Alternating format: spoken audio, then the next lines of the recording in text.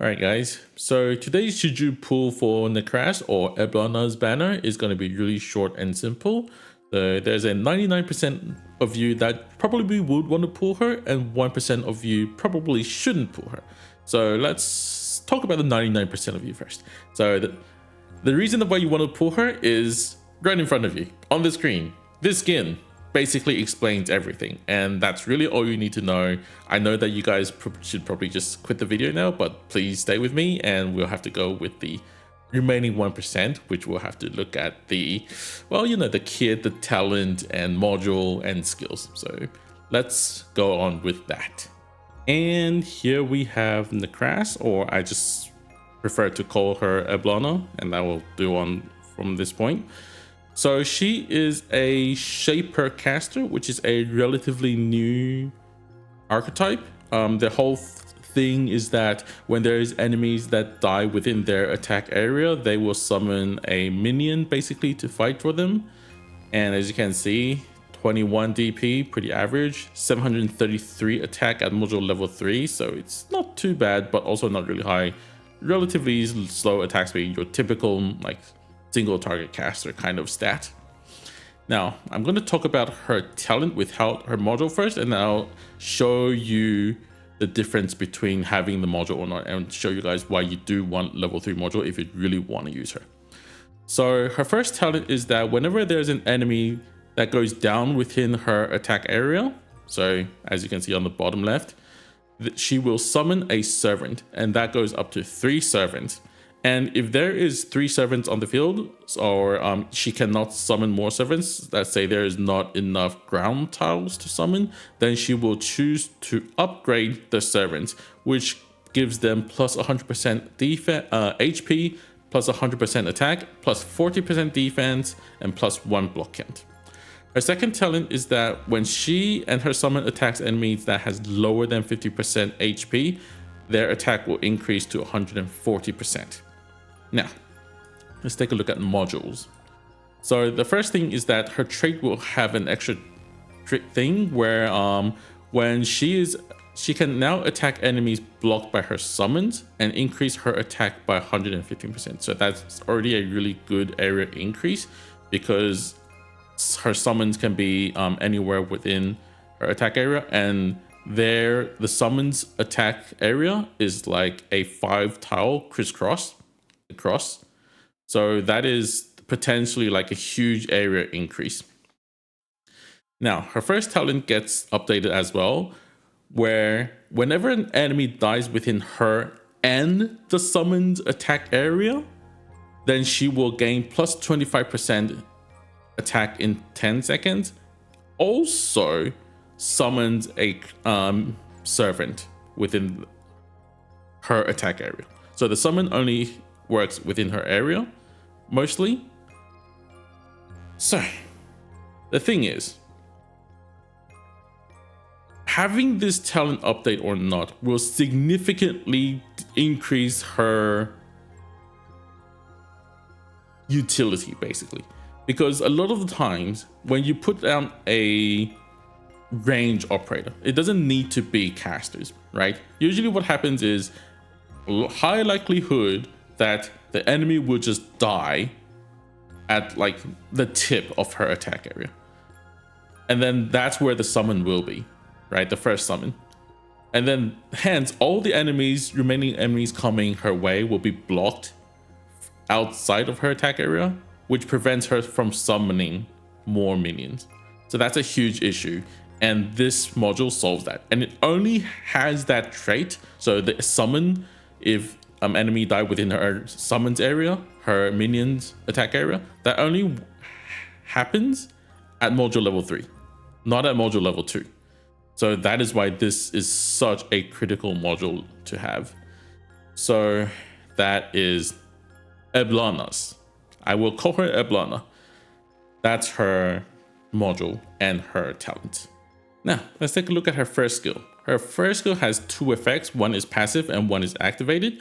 So her passive talent, her passive effect is that whenever a servant is summoned or leveled up, it will have an AoE. It will deal an AoE damage of 1.5 tile radius of 450% of her attack as arch damage.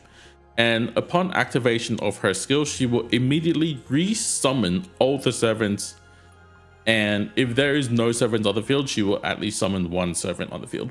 So basically, this is saying it will deal AoE damage by resummoning your servants. It sounds good on paper until you realize that servants are kind of squishy, so they die a lot. And even though at M3 you will only have 13 SP requirements, so 13 seconds cooldown, the likelihood of your servants just dying is still really likely. And a lot of the times, like if there's like an elite, your servants will just get overwhelmed and just get pushed through.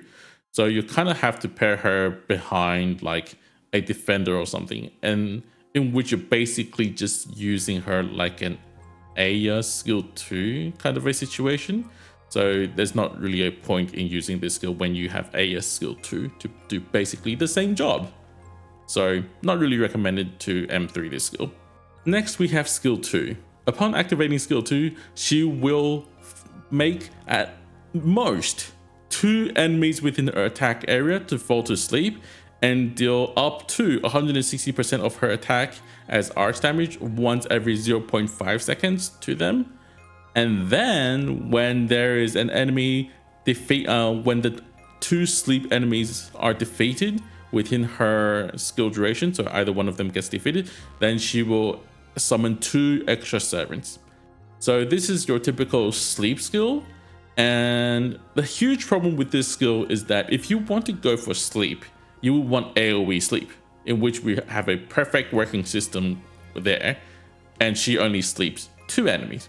If you want to deal damage to sleep enemies, you really wouldn't need her as well, because she only deals damage to 2 of them, and then you have to sleep the rest of them anyway. So she doesn't really add too much to the perma sleep system, and you really wouldn't want to use this skill just to deal damage anyway. So the only situation where this skill is anywhere usable is IS. And that is hoping that there is only 2 enemies that you want to put into sleep, which is a very rare case. So again, another skill I wouldn't recommend most people to M3. And at last, we have skill 3. So the passive effect of this skill is that there will be 1 servant that will be elite super servant, which will have 200% extra HP, 200% extra defense attack, 100% extra defense, 10 extra resistance, and have increased attack interval and have extra 1 block. Now, this servant can be upgraded 6 times and can only be upgraded with the skill. So having extra summons doesn't, so having 3 servants and then summoning more will only upgrade the 2 normal servants and not this one. And you have to use this skill to upgrade it. And you can upgrade this servant for 6 times. Every time you upgrade this servant, you will have plus 80% max HP, plus 80% attack, plus 40% defense. And on the 3rd and the 6th upgrade, it will get plus 1 block and plus 1 skill range. Now, the skill range and attack range is completely different things. Skill range cannot trigger the updated module talent of summoning when enemies defeated in attack range compared to skill range. There's a clear difference. And the skill range is like right in front, like 3 tiles in front at max level, while attack range is only 1, like the adjacent tile right next to the summon. So there's a clear difference between the areas that they cover. Now, upon activating, she will immediately deal up to 800% of her attack as arch damage to all enemies within her skill area, which is Exia or Cruise attack area, your basic sniper area. And after the damage is dealt, she will consume 1 normal servant to upgrade the special super servant and recover 20% of its HP. Now, if the servant sacrificed is upgraded, then that effect will be doubled. So you can have double upgrades. And this will be repeated 3 times. So if you already have 2 upgraded servants, you will use the skill, hit once, upgrades twice. Use it, consume another one, and then upgrades 2 more times. And then if those 2 hits also kill 2 enemies, then it will upgrade for another time. Or actually, no, it has to kill 3 enemies because it has to summon 2, and then the 3rd enemy killed will give the first normal summon an upgrade. So yes, if it kills 3, then you will have 6 upgrades within 1 skill activation, potentially. So on paper, this skill sounds so good. You will have a super strong summon that you can recover SP by just killing more enemy. You can regenerate HP by just killing more enemies, right? It all sounds good on paper, and you'll have really high stat, a lot of block count, and then it will have its own skill bar, which will deal like AoE damage right up to 3 tiles in front of the summon. But there's several issues. First of all, the summon's direction will be facing this as the same direction as Eblana is facing. And a lot of the times, a high ground and a ground operator will not be facing the same direction to get the optimal damage. I will guarantee you that a lot of the times it will not be a good thing for this. If it was self-selectable, that would be awesome, but it's not. Second issue, as I explained, because the skill can hit 3 tiles in front of it, but to get the passive you get from the damage increase from the talent upgrade from module, it has to be within her or the summon's attack area, which is not the same as the skill area. So a lot of the times the summon will just kill enemy outside of the attack area and you will miss out on the buff. That's the second issue. Third issue, in order to keep the summon alive, you will need to have a continuous surge of mobs coming in for you to kill. So first of all, you can't tank a boss forever, unlike a lot of other operators can do, because you can't heal, right? So that's the first issue. Second issue is if there is only elite coming through this lane, a high likelihood is your servant won't even get to upgrade and it would already be dead.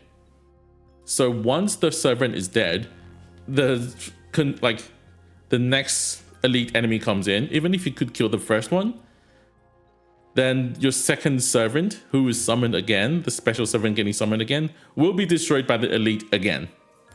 So that's a second issue. So you really need to have a continuous surge of really weak mobs that just comes for you and just die for you to summon your minions, your servants, which a lot of times isn't really that reliable. Yes, there are situations like that, but that means you gotta know the map to make sure that you know which lane those enemies will be coming from. And I think that speaks issues, because when you have other operators that can just deal damage and can work perfectly with each other for any kind of enemies, Eblana is more of a operator that works kind of like Mudrock and Penance, where you want her to defend one lane alone, potentially, and she can't really quite do so because you have to make sure that that lane is suitable for her first. And so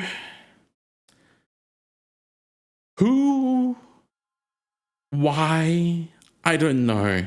I have no idea how I really wanted to recommend her to everyone. I really like her. I bought the skin, and this is basically a free-to-play account, and I still bought the skin. I really like Eblana, but I just cannot recommend her. Especially, we are having a limited banner coming really soon that has really strong new operators that I won't spoil, but a lot of you probably already know. And then we have Wizardel Rerun. not really rerun, but you can exchange her in the Spark shop. So if you, let's say if you're a beginner, you just got into the game and you're like, oh, I would like to have a strong melee unit. No, you don't. You can just have like cheap ass defenders, Quora or whatever, that does the blocking job, and just borrow a Wizardo or something, borrow a DPS, and you'll do the same job anyway. So if you're a beginner, you should save for Wizardo. If you're not a beginner and you have really strong teams, you wouldn't need her. Who is this for? No one. So that's basically it for her skill 3. Now I want to talk about her use cases. So first of all, in CC, you have to first kill enemy to get the summons. That means she's not good for a starter. And if she's not good for a starter, that means she's basically not good for the rest of the run. That's basically the end. IS. She doesn't really do well in all ISs up to this point because everything about her is just not suited. The best situation where you might want her special minion to block would be IS4, because there are some really tough enemies that you might want to block. But I think the issue with IS4 is there are so many like elite enemies that can all kill the summon, but not enough weak mobs to feed her summon, to feed her servants. So that's a huge issue in my opinion. And then in RA and SSS, she doesn't really shine at all. Wouldn't recommend you to pull her just for any of those. And out of all of those, there is one last issue, and that is we are not going to get her module at launch. So yes, don't pull her. And I will see you guys in my next video where I'm exactly doing just the opposite of that, pulling her. I'll see you guys in that one. Bye. Please don't screw me over. Please don't curse me. I want good pulls. Please, please, please, please, please.